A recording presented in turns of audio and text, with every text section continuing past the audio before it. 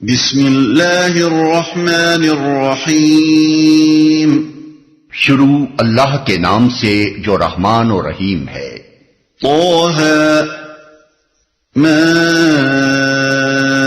انزلنا علیک القرآن لتشقى، طٰہٰ، ہم نے یہ قرآن تم پر اس لیے نازل نہیں کیا ہے کہ تم مصیبت میں پڑ جاؤ، الا تذکرۃ لمن یخشی، یہ تو ایک یاد دہانی ہے ہر اس شخص کے لیے جو ڈرے۔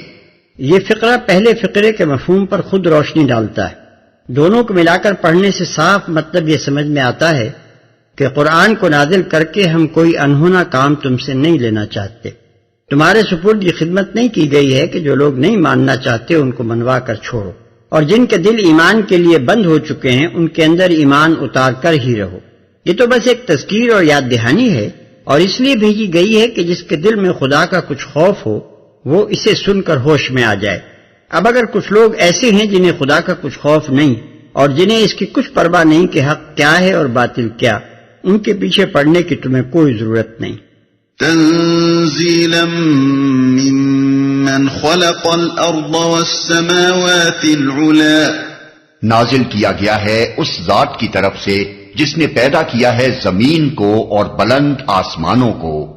الرحمن علی العرش استوى، وہ رحمان کائنات کے تخت سلطنت پر جلوہ فرما ہے۔ یعنی پیدا کرنے کے بعد کہیں جا کر سو نہیں گیا ہے، بلکہ آپ اپنے کارخانہ تخلیق کا سارا انتظام چلا رہا ہے، خود اس ناپیدا کنار سلطنت پر فرمانروائی کر رہا ہے۔ خالق ہی نہیں ہے، بالفعل حکمران بھی ہے۔ له ما في السماوات وما في الأرض وما بينهما وما تحت الثرى، مالک ہے ان سب چیزوں کا جو آسمانوں اور زمین میں ہیں اور جو زمین و آسمان کے درمیان ہیں اور جو مٹی کے نیچے ہیں۔ وَإِن تَجْهَرْ بِالْقَوْلِ فَإِنَّهُ يَعْلَمُ السِّرَّ وَأَخْفَى، تم چاہے اپنی بات پکار کر کہو، وہ تو چپکے سے کہی ہوئی بات بلکہ اس سے مخفی تر بات بھی جانتا ہے۔ یعنی کچھ ضروری نہیں ہے کہ جو ظلم و ستم تم پر اور تمہارے ساتھیوں پر ہو رہا ہے اور جن شرارتوں اور خباثتوں سے تمہیں نیچا دکھانے کی کوششیں کی جا رہی ہیں ان پر تم بآواز بلند ہی فریاد کرو۔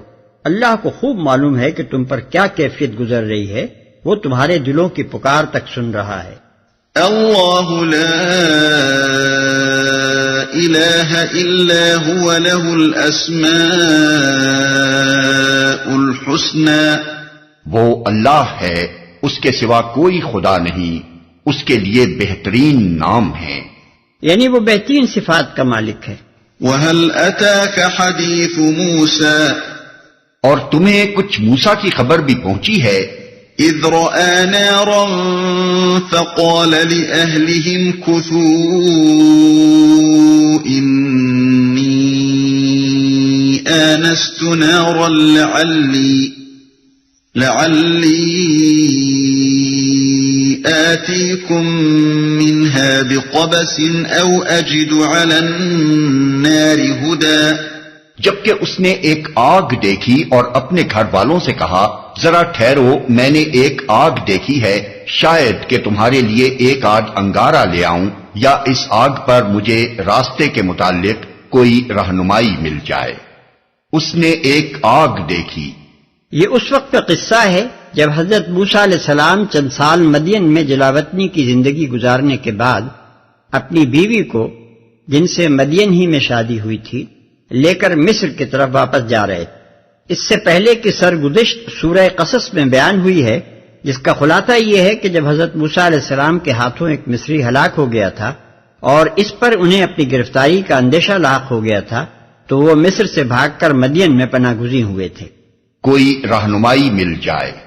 ایسا محسوس ہوتا ہے کہ یہ رات کا وقت اور جاڑے کا زمانہ تھا۔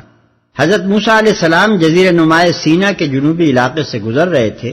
دور سے ایک آگ دیکھ کر انہوں نے خیال کیا کہ یا تو وہاں سے تھوڑی سی آگ مل جائے گی تاکہ بال بچوں کو رات بھر گرم رکھنے کا بندوبست ہو جائے، یا کم از کم وہاں سے یہ پتہ چل جائے گا کہ آگے راستہ کدھر ہے۔ خیال کیا تھا دنیا کا راستہ ملنے کا، اور وہاں مل گیا عقبہ کا راستہ۔ فلما أتاها نودي يا موسى إني أنا ربك فاخلع نعليك إنك بالواد المقدس طوى وأنا اخترتك فاستمع لما يوحى. وہاں پہنچا تو پکارا گیا، اے موسیٰ میں ہی تیرا رب ہوں، جوتیاں اتار دے، تو وادی مقدس طویٰ میں ہے اور میں نے تجھ کو چن لیا ہے، سن جو کچھ وحی کیا جاتا ہے، جوتیاں اتار دے۔ غالباً اسی واقعے کی وجہ سے یہودیوں میں یہ شرعی مسئلہ بن گیا کہ جوتے پہنے ہوئے نماز پڑھنا جائز نہیں ہے۔ نبی صلی اللہ علیہ وسلم نے اس غلط فہمی کو رفع کرنے کے لیے فرمایا کہ یہودیوں کے خلاف عمل کرو کیونکہ وہ جوتے اور چمڑے کے موزے پہن کر نماز نہیں پڑھتے۔ ابو داؤد۔ اس کا یہ مطلب نہیں ہے کہ ضرور جوتے ہی پہن کر نماز پڑھنی چاہیے، بلکہ مطلب یہ ہے کہ ایسا کرنا جائز ہے، اس لیے دونوں طرح عمل کرو۔ ابو داؤد میں عمر بن عاص کی روایت ہے کہ انہوں نے نبی صلی اللہ علیہ وسلم کو دونوں طرح نماز پڑھتے دیکھا ہے۔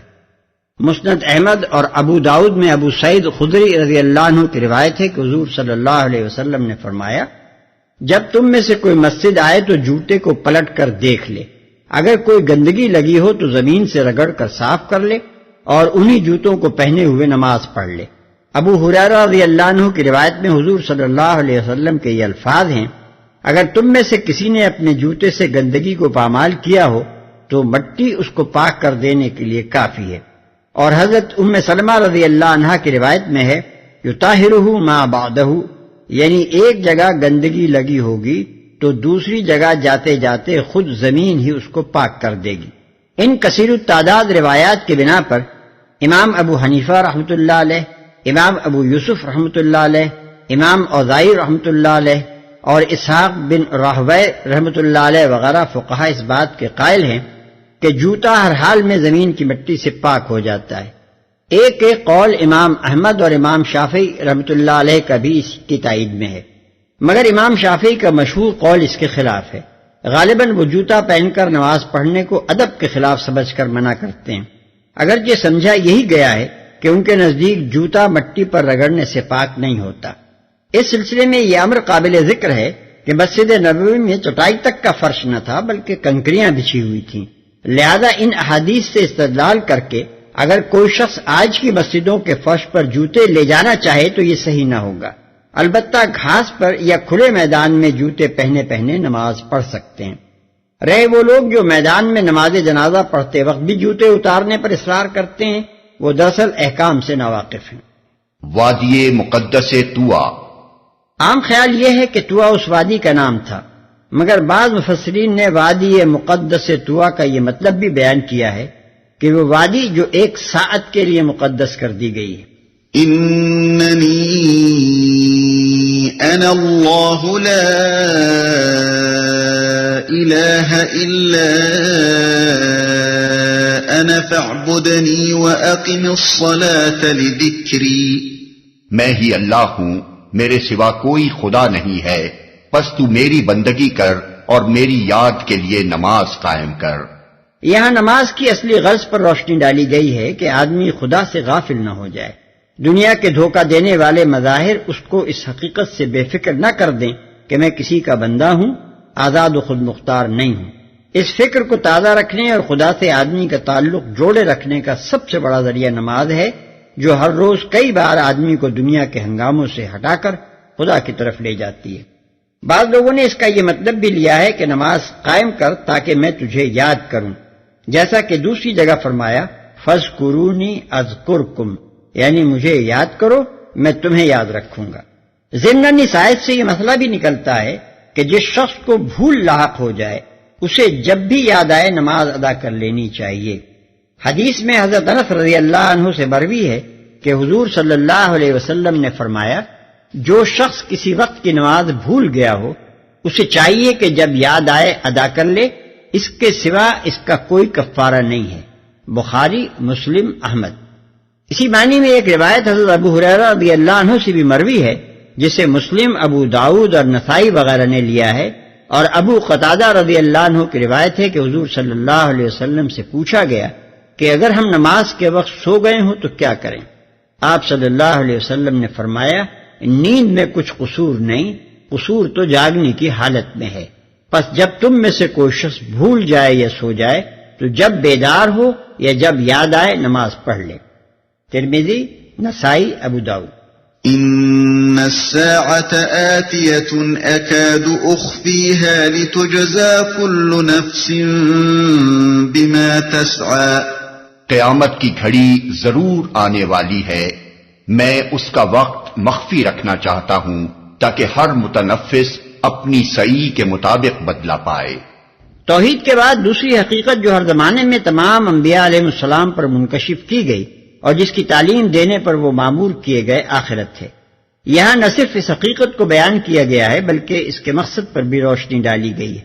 یہ ساعت منتظرہ اس لیے آئے گی کہ ہر شخص نے دنیا میں جو صحیح کی ہے اس کا بدلہ آخرت میں پائے، اور اس کے وقت کو مخفی بھی اس لیے رکھا گیا ہے کہ آزمائش کا مدعا پورا ہو سکے۔ جسے عاقبت کی کچھ فکر ہو اس کو ہر وقت اس گھڑی کا کھٹکا لگا رہے اور یہ کھٹکا اسے بے راہ روی سے بچاتا رہے، اور جو دنیا میں گم رہنا چاہتا ہو وہ اس خیال میں مگن رہے کہ قیامت ابھی کہیں دور دور بھی آتی نظر نہیں آتی۔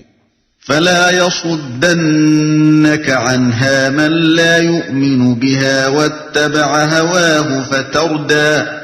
بس کوئی ایسا شخص جو اس پر ایمان نہیں لاتا اور اپنی خواہش نفس کا بندہ بن گیا ہے تجھ کو اس گھڑی کی فکر سے نہ روک دے، ورنہ تو ہلاکت میں پڑ جائے گا۔ وما تلك بيمينك يا موسى۔ اور اے موسیٰ یہ تیرے ہاتھ میں کیا ہے؟ یہ سوال طلب علم کے لیے نہ تھا، یہ تو اللہ تعالیٰ کو بھی معلوم تھا کہ موسیٰ علیہ السلام کے ہاتھ میں لاٹھی ہے۔ پوچھنے سے مقصود یہ تھا کہ لاٹھی کا لاٹھی ہونا حضرت موسیٰ علیہ السلام کے ذہن میں اچھی طرح سے مستحضر ہو جائے اور پھر وہ اللہ کی قدرت کا کرشمہ دیکھیں۔ قال هي عصاي أتوكأ عليها وأهش بها على غنمي ولي فيها مآرب أخرى۔ موسیٰ نے جواب دیا یہ میری لاٹھی ہے، اس پر ٹیک لگا کر چلتا ہوں، اس سے اپنی بکریوں کے لیے پتے جھاڑتا ہوں، اور بھی بہت سے کام ہیں جو اس سے لیتا ہوں۔ اگرچہ جواب میں صرف اتنا کہہ دینا کافی تھا کہ حضور یہ لاٹھی ہے، مگر حضرت موسیٰ علیہ السلام نے سوال کا جو لمبا جواب دیا وہ ان کی اس وقت کی قلبی کیفیت کا ایک دلچسپ نقشہ پیش کرتا ہے۔ قائدے کی بات ہے کہ جب آدمی کو کسی بہت بڑی شخصیت سے بات کرنے کا موقع مل جاتا ہے تو وہ اپنی بات کو طول دینے کی کوشش کرتا ہے تاکہ اسے زیادہ سے زیادہ دیر تک اس کے ساتھ ہم کلامی کا شرف حاصل رہے۔ قال ألقها يا موسى۔ فرمایا پھینک دے اس کو موسیٰ۔ فألقاها فإذا هي حية تسعى۔ اس نے پھینک دیا اور یکا یک وہ ایک سانپ تھی جو دوڑ رہا تھا۔ قال خذها ولا تخف سنعيدها سيرتها الأولى واضمم يدك إلى جناحك تخرج بيضاء من غير سوء آية أخرى لنريك من آياتنا الكبرى۔ فرمایا پکڑ لے اس کو اور ڈر نہیں، ہم اسے پھر ویسا ہی کر دیں گے جیسی یہ تھی، اور ذرا اپنا ہاتھ اپنی بغل میں دبا، چمکتا ہوا نکلے گا بغیر کسی تکلیف کے۔ یہ دوسری نشانی ہے، اس لیے کہ ہم تجھے اپنی بڑی نشانیاں دکھانے والے ہیں۔ چمکتا ہوا نکلے گا بغیر کسی تکلیف کے، یعنی روشن ایسا ہوگا جیسے سورج ہو، مگر تمہیں اس سے کوئی تکلیف نہ ہوگی۔ بائبل میں ید بیضا کی ایک اور ہی تعبیر کی گئی ہے جو وہاں سے نکل کر ہمارے ہاں کی تفسیروں میں بھی رواج پا گئی۔ وہ یہ کہ حضرت موسیٰ علیہ السلام نے جب بغل میں ہاتھ ڈال کر باہر نکالا تو پورا ہاتھ برس کے مریض کی طرح سفید تھا، پھر جب دوبارہ اسے بغل میں رکھا تو وہ اصلی حالت پر آ گیا۔ یہی تعبیر اس معجزے کی تلمود میں بھی بیان کی گئی ہے، اور اس کی حکمت یہ بتائی گئی ہے کہ فرعون کو برس کی بیماری تھی جسے وہ چھپائے ہوئے تھا، اس لیے اس کے سامنے یہ معجزہ پیش کیا گیا کہ دیکھ یوں آنن فانن برس کا مرض پیدا بھی ہوتا ہے اور کافور بھی ہو جاتا ہے۔ لیکن اول تو ذوق سلیم اس سے ابا کرتا ہے کہ کسی نبی کو برس کا معجزہ دے کر ایک بادشاہ کے دربار میں بھیجا جائے۔ دوسرے، اگر فرعون کو مخفی طور پر برس کی بیماری تھی تو ید بیضا صرف اس کی ذات کے لیے معجزہ ہو سکتا تھا، اس کے درباریوں پر اس معجزے کا کیا روک طاری ہوتا؟ لہذا صحیح بات وہی ہے جو ہم نے اوپر بیان کی کہ اس ہاتھ میں سورج کسی چمک پیدا ہو جاتی تھی جسے دیکھ کر آنکھیں خیرہ ہو جاتی۔ قدیم مفسرین میں سے بھی بہتوں نے اس کے یہی معنی لیے ہیں۔ اذهب إلى فرعون إنه طغى، اب تو فرعون کے پاس جا، وہ سرکش ہو گیا ہے۔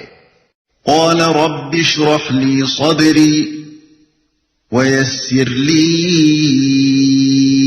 أمري واحلل عقدة من لساني يفقه قولي واجعل لي وزيرا من أهلي هارون أخي اشدد به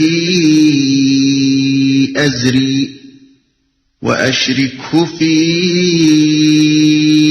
أمري كي نسبحك كثيرا ونذكرك كثيرا إنك كنت بنا بصيرا۔ موسیٰ نے عرض کیا، پروردگار میرا سینہ کھول دے اور میرے کام کو میرے لیے آسان کر دے اور میری زبان کی گرہ سلجھا دے تاکہ لوگ میری بات سمجھ سکیں، اور میرے لیے میرے اپنے کنبے سے ایک وزیر مقرر کر دے، ہارون جو میرا بھائی ہے، اس کے ذریعے سے میرا ہاتھ مضبوط کر اور اس کو میرے کام میں شریک کر دے تاکہ ہم خوب تیری پاکی بیان کریں اور خوب تیرا چرچا کریں۔ تو ہمیشہ ہمارے حال پر نگراں رہا ہے۔ میرا سینہ کھول دے، یعنی میرے دل میں اس منصب عظیم کو سنبھالنے کی ہمت پیدا کر دے اور میرا حوصلہ بڑھا دے، کیونکہ یہ ایک بہت بڑا کام حضرت موسیٰ علیہ السلام کے سپرد کیا جا رہا تھا، جس کے لیے بڑے دل گردے کی ضرورت تھی۔ اس لیے آپ نے دعا کی کہ مجھے وہ صبر و ثبات، وہ تحمل اور بے خوفی، وہ عزم عطا کر جو اس کام کے لیے درکار ہے، تاکہ لوگ میری بات سمجھ سکیں۔ بائبل میں اس کی جو تشریح بیان ہوئی ہے وہ یہ ہے کہ حضرت موسیٰ علیہ السلام نے عرض کیا، اے خداوند میں فصیح نہیں ہوں، نہ پہلے ہی تھا اور نہ جب سے تو نے اپنے بندے سے کلام کیا، بلکہ رک رک کر بولتا ہوں اور میری زبان کند ہے۔ خروج باب 4 آیت 10۔ مگر تلمود میں اس کا ایک لمبا چوڑا قصہ بیان ہوا ہے۔ اس میں یہ ذکر ہے کہ بچپن میں جب حضرت موسیٰ علیہ السلام فرعون کے گھر پرورش پا رہے تھے، ایک روز انہوں نے فرعون کے سر کا تاج اتار کر اپنے سر پر رکھ لیا۔ اس پر یہ سوال پیدا ہوا کہ اس بچے نے یہ کام بالارادہ کیا ہے یا محض طفلانہ فعل ہے۔ آخر کار یہ تجویز کیا گیا کہ بچے کے سامنے سونا اور آگ دونوں ساتھ رکھے جائیں۔ چنانچہ دونوں چیزیں لا کر سامنے رکھی گئیں اور حضرت موسیٰ علیہ السلام نے اٹھا کر آگ منہ میں رکھ لی۔ اس طرح ان کی جان تو بچ گئی مگر زبان میں ہمیشہ کے لیے لکنت پڑ گئی۔ یہی قصہ اسرائیلی روایات سے منتقل ہو کر ہمارے ہاں کی تفسیروں میں بھی رواج پا گیا، لیکن عقل اسے ماننے سے انکار کرتی ہے، اس لیے کہ اگر بچے نے آگ پر ہاتھ مارا بھی تو یہ کسی طرح ممکن نہیں ہے کہ وہ انگارے کو اٹھا کر منہ میں لے جا سکے۔ بچہ تو آگ کی جلن محسوس کرتے ہی ہاتھ کھینچ لیتا ہے، منہ میں لے جانے کی نوبت ہی کہاں آ سکتی ہے۔ قرآن کے الفاظ سے جو بات ہماری سمجھ میں آتی ہے وہ یہ ہے کہ حضرت موسیٰ علیہ السلام اپنے اندر خطابت کی صلاحیت نہ پاتے تھے اور ان کو اندیشہ لاحق تھا کہ نبوت کے فرائض ادا کرنے کے لیے اگر تقریر کی ضرورت کبھی پیش آئی جس کا انہیں اس وقت تک اتفاق نہ ہوا تھا تو ان کی طبیعت کی جھجک مانے ہو جائے گی۔ اس لیے انہوں نے دعا فرمائی کہ یا اللہ میری زبان کی گرہ کھول دے تاکہ میں اچھی طرح اپنی بات لوگوں کو سمجھا سکوں۔ یہی چیز تھی جس کا فرعون نے ایک مرتبہ ان کو طعنہ دیا کہ یہ شخص تو اپنی بات بھی پوری طرح بیان نہیں کر سکتا، لا یکاد یبین، الزخرف آیت 52۔ اور یہی کمزوری تھی جس کو محسوس کر کے حضرت موسیٰ علیہ السلام نے اپنے بڑے بھائی حضرت ہارون علیہ السلام کو مددگار کے طور پر مانگا۔ سورہ قصص میں ان کا یہ قول نقل کیا گیا ہے، وَأَخِي هَارُونَ هُوَ أَفْصَحُ مِنِّي لِسَانًا فَأَرْسِلْهُ مَعِيَ غِدًا، یعنی میرا بھائی ہارون مجھ سے زیادہ زبان آور ہے، اس کو میرے ساتھ مددگار کے طور پر بھیج۔ آگے چل کر معلوم ہوتا ہے کہ حضرت موسیٰ علیہ السلام کی یہ کمزوری دور ہو گئی تھی اور وہ خوب زوردار تقریر کرنے لگے تھے۔ چنانچہ قرآن میں اور بائبل میں ان کی بعد کے دور کی جو تقریریں آئی ہیں وہ کمال فصاحت و طلاقت لسانی کی شہادت دیتی ہیں۔ یہ بات عقل کے خلاف ہے کہ اللہ تعالیٰ کسی ہکلے یا توتلے آدمی کو اپنا رسول مقرر فرمائے۔ رسول ہمیشہ شکل و صورت، شخصیت اور صلاحیتوں کے لحاظ سے بہترین لوگ ہوئے ہیں، جن کے ظاہر و باطن کا ہر پہلو دلوں اور نگاہوں کو متاثر کرنے والا ہوتا تھا۔ کوئی رسول ایسے عیب کے ساتھ نہیں بھیجا گیا اور نہیں بھیجا جا سکتا تھا جس کی بنا پر وہ لوگوں میں مضحکہ بن جائے یا حقارت کی نگاہ سے دیکھا جائے۔ ہارون جو میرا بھائی ہے۔ بائبل کی روایت کے مطابق حضرت ہارون علیہ السلام حضرت موسیٰ علیہ السلام سے 3 برس بڑے تھے۔ خروج باب 7 آیت 7۔ قال قد اوتیت سؤلک یا موسیٰ، فرمایا دیا گیا جو تو نے مانگا اے موسیٰ، وَلَقَدْ مَنَنَّا عَلَيْكَ مَرَّةً أُخْرَى إِذْ أَوْحَيْنَا إِلَىٰ أُمِّكَ مَا يُوحَىٰ أَنِ اقْذِفِيهِ فِي التَّابُوتِ فَاقْذِفِيهِ فِي الْيَمِّ فَلْيُلْقِهِ الْيَمُّ بِالسَّاحِلِ يَأْخُذْهُ عَدُوٌّ لِّي وَعَدُوٌّ لَّهُ وَأَلْقَيْتُ عَلَيْكَ مَحَبَّةً مِّنِّي وَلِتُصْنَعَ عَلَىٰ عَيْنِي۔ ہم نے پھر ایک مرتبہ تجھ پر احسان کیا۔ یاد کرو وہ وقت جب کہ ہم نے تیری ماں کو اشارہ کیا، ایسا اشارہ جو وحی کے ذریعے کیا جاتا ہے کہ اس بچے کو صندوق میں رکھ دے اور صندوق کو دریا میں چھوڑ دے۔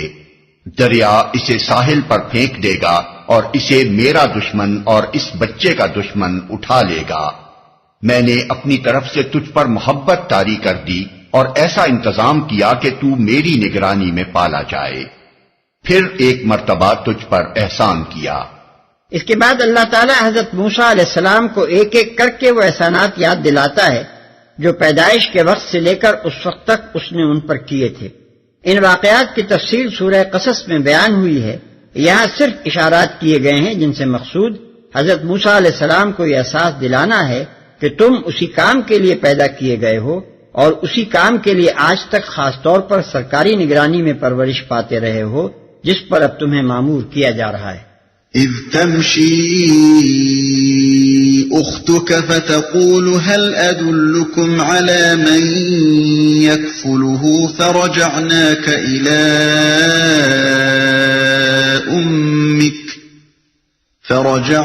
الى امك كي تقر عينها ولا تحزن وقتلت نفسا فنجيناك من الغم وفتناك فتونا فلبثت سنين في أهل مدين ثم جئت على قدر يا موسى۔ یاد کر جبکہ تیری بہن چل رہی تھی پھر جا کر کہتی ہے میں تمہیں اس کا پتہ دوں جو اس بچے کی پرورش اچھی طرح کرے۔ اس طرح ہم نے تجھے پھر تیری ماں کے پاس پہنچا دیا تاکہ اس کی آنکھ ٹھنڈی رہے اور وہ رنجیدہ نہ ہو۔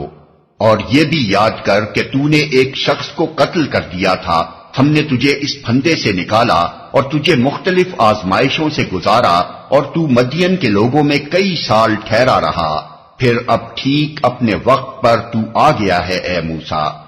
وَاصْطَنَعْتُكَ لِنَفْسِي اذْهَبْ أَنْتَ وَأَخُوكَ بِآيَاتِي وَلَا تَنِيَا فِي ذِكْرِي۔ میں نے تجھ کو اپنے کام کا بنا لیا ہے، جا تو اور تیرا بھائی میری نشانیوں کے ساتھ، اور دیکھو تم میری یاد میں تقصیر نہ کرنا۔ اذهبا إلى فرعون إنه طغى فقولا له قولا لينا لعله يتذكر أو يخشى۔ جاؤ تم دونوں فرعون کے پاس کہ وہ سرکش ہو گیا ہے، اس سے نرمی سے بات کرنا، شاید کہ وہ نصیحت قبول کرے یا ڈر جائے۔ آدمی کے راہ راست پر آنے کی 2 ہی شکلیں ہیں، یا تو وہ تفہیم و تلقین سے مطمئن ہو کر صحیح راستہ اختیار کر لیتا ہے یا پھر برے انجام سے ڈر کر سیدھا ہو جاتا ہے۔ قالا ربنا اننا نخاف ان يفرط علينا او ان يطغى۔ دونوں نے عرض کیا پروردگار ہمیں اندیشہ ہے کہ وہ ہم پر زیادتی کرے گا یا پل پڑے گا۔ دونوں نے عرض کیا، معلوم ہوتا ہے کہ یہ اس وقت کی بات ہے جب حضرت موسیٰ علیہ السلام مصر پہنچ گئے اور حضرت ہارون علیہ السلام عملاً ان کے شریک کار ہو گئے۔ اس وقت فرعون کے پاس جانے سے پہلے دونوں نے اللہ تعالیٰ کے حضور یہ گزارش کی ہوگی۔ قال لا تخافا إنني معكما أسمع وأرى فأتياه فقولا إنا رسولا ربك فأرسل معنا بني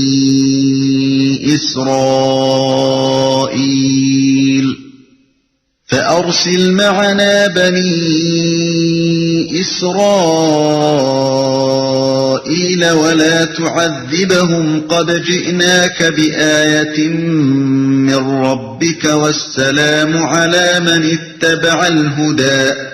فرمایا ڈرو مت، میں تمہارے ساتھ ہوں، سب کچھ سن رہا ہوں اور دیکھ رہا ہوں۔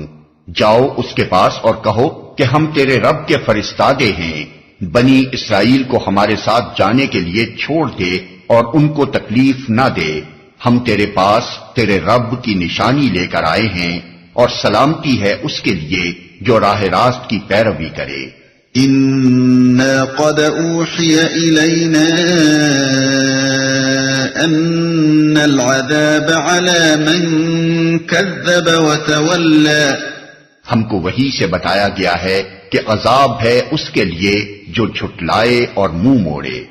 اس واقعے کو بائبل اور تلمود میں جس طرح بیان کیا گیا ہے اسے بھی ایک نظر دیکھ لیجئے تاکہ اندازہ ہو کہ قرآن مجید انبیاء علیہ السلام کا ذکر کس شان سے کرتا ہے اور بنی اسرائیل کی روایات میں ان کی کیسی تصویر پیش کی گئی ہے۔ بائبل کا بیان ہے کہ پہلی مرتبہ جب خدا نے موسیٰ سے کہا کہ اب میں تجھے فرعون کے پاس بھیجتا ہوں کہ تو میری قوم بنی اسرائیل کو مصر سے نکال لائے، تو حضرت موسیٰ نے جواب میں کہا میں کون ہوں جو فرعون کے پاس جاؤں اور بنی اسرائیل کو مصر سے نکال لاؤں؟ پھر خدا نے حضرت موسیٰ کو بہت کچھ سمجھایا، ان کی ڈھارس بندائی، معجزے عطا کیے، مگر حضرت موسیٰ نے پھر کہا تو یہی کہا کہ اے خداوند میں تیری منت کرتا ہوں کسی اور کے ہاتھ سے جسے تو چاہے یہ پیغام بھیج۔ خروج باب 4۔ تلمود کی روایت اس سے بھی چند قدم آگے جاتی ہے۔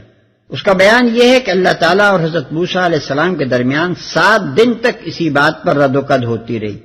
اللہ کہتا رہا کہ نبی بن، مگر موسیٰ کہتے رہے کہ میری زبان ہی نہیں کھلتی تو میں نبی کیسے بن جاؤں؟ آخر اللہ میاں نے کہا میری خوشی یہ ہے کہ تو ہی نبی بن۔ اس پر حضرت موسیٰ علیہ السلام نے کہا کہ لوط کو بچانے کے لیے آپ نے فرشتے بھیجے، حاضرہ جب سارا کے گھر سے نکلی تو اس کے لیے 5 فرشتے بھیجے، اور اب اپنے خاص بچوں یعنی بنی اسرائیل کو مصر سے نکلوانے کے لیے آپ مجھے بھیج رہے ہیں۔ اس پر خدا ناراض ہو گیا اور اس نے رسالت میں ان کے ساتھ ہارون کو شریک کر دیا اور موسیٰ کی اولاد کو محروم کر کے کہانت کا منصب ہارون کی اولاد کو دے دیا۔ یہ کتابیں ہیں جن کے متعلق بے شرم لوگ کہتے ہیں کہ قرآن میں ان سے یہ قصے نقل کر لیے گئے۔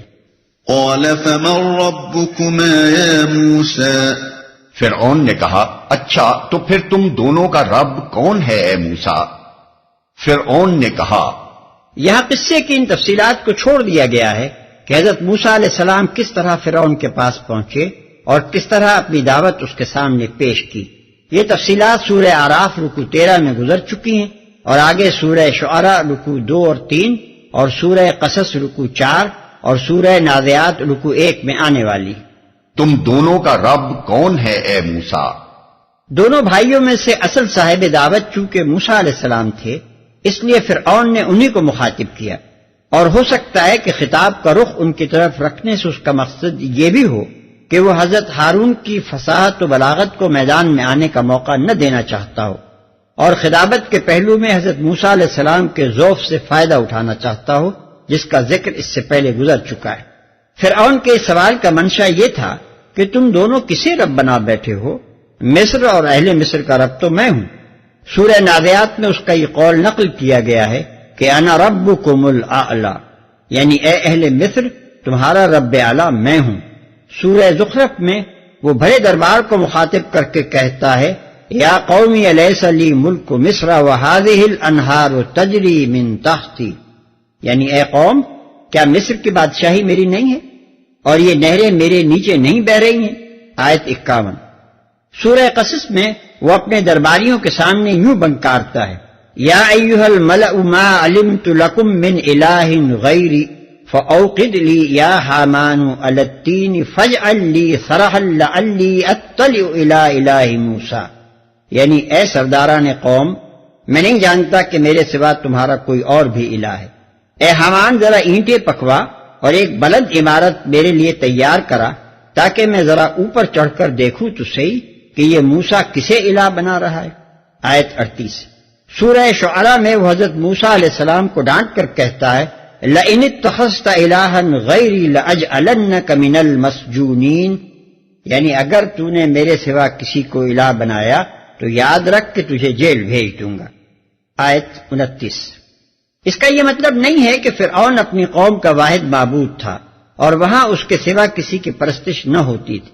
یہ بات پہلے گزر چکی ہے کہ فرعون خود سورج دیوتا را یا را کے اوتار کی حیثیت سے بادشاہی کا استحقاق جتاتا تھا، اور یہ بات بھی مصر کی تاریخ سے ثابت ہے کہ اس قوم کے مذہب میں بہت سے دیوتاؤں اور دیویوں کی عبادت ہوتی تھی۔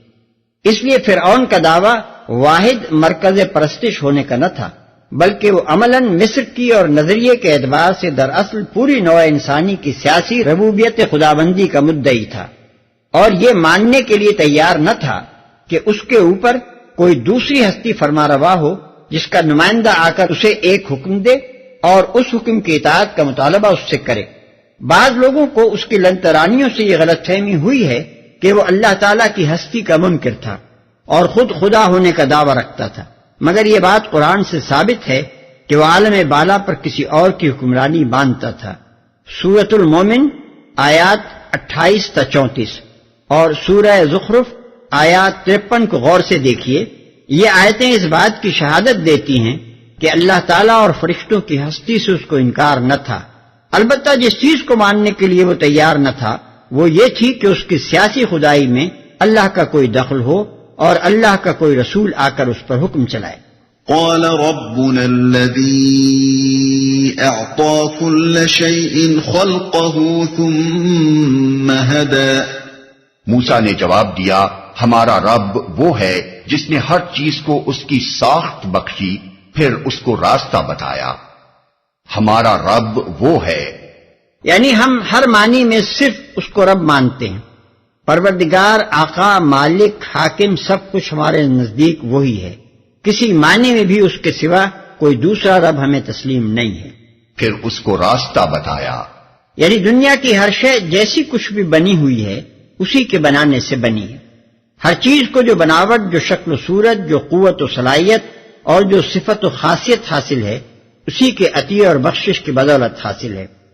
ہاتھ کو دنیا میں اپنا کام کرنے کے لیے جس ساخت کی ضرورت تھی وہ اس کو دی، اور پاؤں کو جو مناسب ترین ساخت درکار تھی وہ اس کو بخشی۔ انسان، حیوان، نباتات، جمادات، ہوا، پانی، روشنی، ہر ایک چیز کو اس نے وہ صورت خاص عطا کی ہے جو اسے کائنات میں اپنے حصے کا کام ٹھیک ٹھیک انجام دینے کے لیے مطلوب ہے۔ پھر اس نے ایسا نہیں کیا کہ ہر چیز کو اس کی مخصوص بناوٹ دے کر یوں ہی چھوڑ دیا ہو، بلکہ اس کے بعد وہی ان سب چیزوں کی رہنمائی بھی کرتا ہے۔ دنیا کی کوئی چیز ایسی نہیں ہے جسے اپنی ساخت سے کام لینے اور اپنے مقصد تخلیق کو پورا کرنے کا طریقہ اس نے نہ سکھایا ہو۔ کان کو سننا اور آنکھ کو دیکھنا اسی نے سکھایا ہے، مچھلی کو تیرنا اور چڑیا کو اڑنا اسی کی تعلیم سے آیا ہے، درخت کو پھل پھول دینے اور زمین کو نباتات اگانے کی ہدایت اسی نے دی ہے۔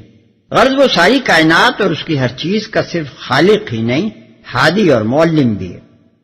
اس بے نظیر جامع اور مختصر جملے میں حضرت موسیٰ علیہ السلام نے صرف یہی نہیں بتایا کہ ان کا رب کون ہے، بلکہ یہ بھی بتا دیا کہ وہ کیوں رب ہے اور کس لیے اس کے سوا کسی اور کو رب نہیں مانا جا سکتا۔ دعوے کے ساتھ اس کی دلیل بھی اسی چھوٹے سے فقرے میں آ گئی ہے۔ ظاہر ہے کہ جب فرعون اور اس کی رعایا کا ہر فرد اپنے وجود خاص کے لیے اللہ کا ممنون احسان ہے، اور جب ان میں سے کوئی ایک لمحے کے لیے زندہ تک نہیں رہ سکتا جب تک اس کا دل اور اس کے پھیپھڑے اور اس کا معدہ و جگر اللہ کی دی ہوئی ہدایت سے اپنا کام نہ کیے چلے جائیں، تو فرعون کا یہ دعویٰ کہ وہ لوگوں کا رب ہے اور لوگوں کا یہ ماننا کہ وہ واقعی ان کا رب ہے ایک حماقت اور ایک مذاق کے سوا کچھ نہیں ہو سکتا۔ مزید برآں اسی ذرا سے فقرے میں حضرت موسیٰ علیہ السلام نے اشارتاً رسالت کی دلیل بھی پیش کر دی، جس کے ماننے سے فرعون کو انکار تھا۔ ان کی دلیل میں یہ اشارہ پایا جاتا ہے کہ خدا جو تمام کائنات کا ہادی ہے اور جو ہر چیز کو اس کی حالت اور ضرورت کے مطابق ہدایت دے رہا ہے، اس کے عالمگیر منصب ہدایت کا لازمی تقاضا یہ ہے کہ وہ انسان کی شعوری زندگی کے لیے بھی رہنمائی کا انتظام کرے، اور انسان کی شعوری زندگی کے لیے رہنمائی کی وہ شکل موزوں نہیں ہو سکتی جو مچھلی اور مرغی کی رہنمائی کے لیے موزوں ہے۔ اس کی موزوں ترین شکل یہ ہے کہ ایک ذی شعور انسان اس کی طرف سے انسانوں کی ہدایت پر مامور ہو اور وہ ان کی عقل و شعور کو اپیل کر کے انہیں سیدھا راستہ بتائے۔